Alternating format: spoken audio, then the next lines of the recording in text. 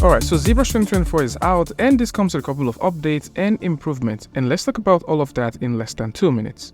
Apply Similar is a brand new button that now exists in Zbrush. This allows you to automatically apply changes to meshes of the same topology, and these can include masking, polygrouping, and paint changes. There's a brand new stroke type which is called drag stamp, and this can allow you to adjust the intensity of the brush by simply moving the cursor upwards and downwards depending on the direction that you want this to be and how much intensity you want. The Gizmo and Transpose tool now have a new update. This has been further enhanced, allowing you to design and control the poses of your model, and you can do this by simply applying masks, manipulating them, and transposing the asset however you want, with the Gizmo and Transpose tool line automatically snapping to the center of the mask when you release the Gizmo 3D from a given operation. With the new update, there is an enhancement to the masking. Multiple options have now been added to the masking, which can allow anyone shrink or expand all. At this point, you can now select to shrink based on where your masking crosses on a given mesh, or you can simply expand to accommodate for other parts that has been affected by the masking. And if you're into hard surfacing, there is now an enhancement to the knife brush. At this point, you can now simply detach meshes when you cut through them, and these detached meshes can be saved, and you can wield this how you choose, as this allows you to hold separate parts, giving you more control over asset manipulation, and you can now simply create complex geometry parts while simply slicing the active parts of the model you're working with.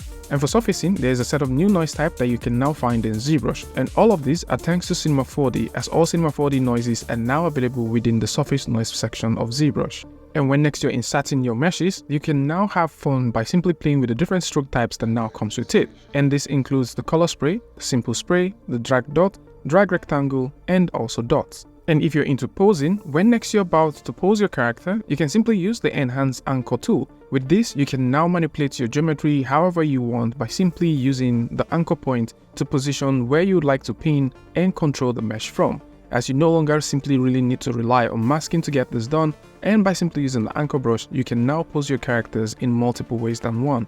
So this is it. Alongside this are also additional adjustments and correction updates that are now available in Zbrush, and if you're thinking about exploring with this, you can simply go over to the link in the description and check this out for yourself. Tell me what you guys think about this one in the comment section, and of course if you like this video or you learned something from this, you can go ahead and give a like and don't forget to share with a friend. And if I see you guys in the next one, peace.